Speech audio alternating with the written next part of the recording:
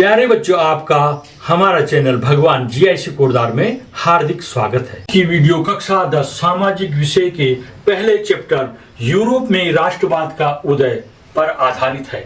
इसमें आज हम नेपोलियन बोनापार्ट के बारे में पढ़ेंगे।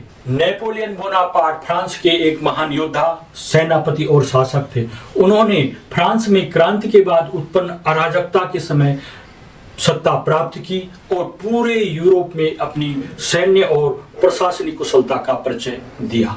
नेपोलियन का जन्म 15 अगस्त 1769 को कोर्सिका द्वीप में हुआ था। उन्होंने फ्रांस के सैन्य अकादमी में शिक्षा प्राप्त की। नेपोलियन अपनी युद्ध नीति और रणनीति के लिए प्रसिद्ध थे।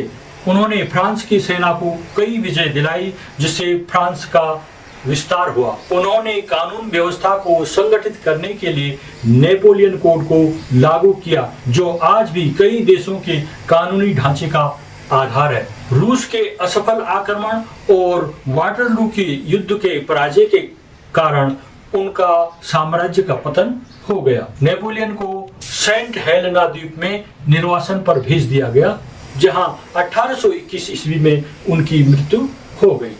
नेपोलियन की जीवनी बताती है कि साहस, दूरदर्शिता और अनुशासन व्यक्ति को महान ऊंचाइयों तक पहुंचा सकता है। प्रश्न है, अपने शासन वाले क्षेत्रों में शासन व्यवस्था को कुशल बनाने के लिए नेपोलियन ने क्या बदलाव किए? नेपोलियन द्वारा किए गए बदलाव निम्नलिखित थे। शासन संबंधी सुधार। नेपोलियन की शासन व्यवस्था प्रतिभा, व्यापकता और कार्यक्षमता के सिद्धांतों पर आधारित थी।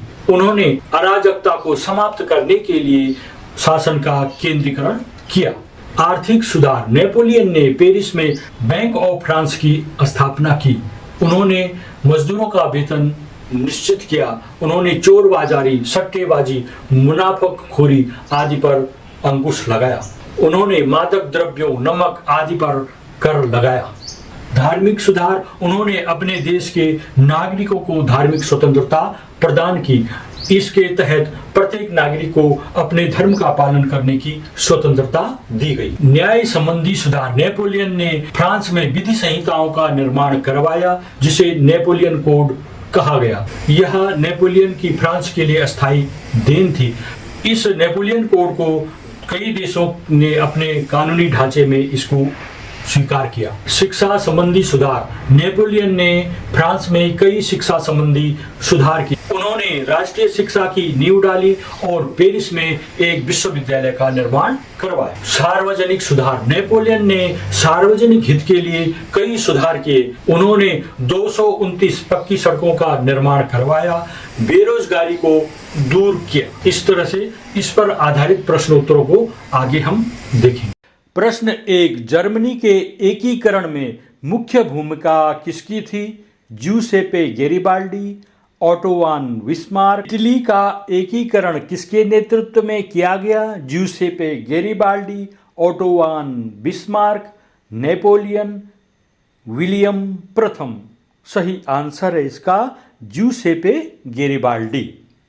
प्रश्न 4, ज्यूसेppe मैत्सनी था फ्रांस का क्रांतिकारी, इटली का क्रांतिकारी, ब्रिटेन का क्रांतिकारी, इनमें से कोई नहीं। सही आंसर है इसका इटली का क्रांतिकारी।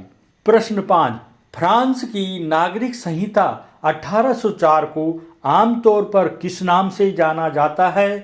फ्रेंच संहिता, नेपोलियन संहिता, पेरिस संहिता, मेरालियन संहिता। सही आंसर है इसका नेपोलियन संहिता।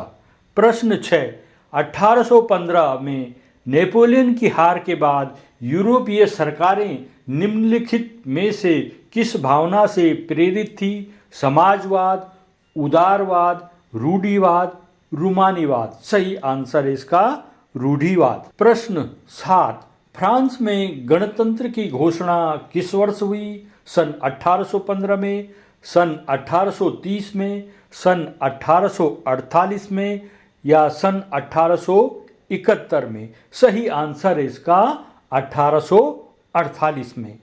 प्रश्न 8, नेपोलियन का संबंध किस देश से था? Germany, Italy, France, England. सही आंसर है इसका फ्रांस।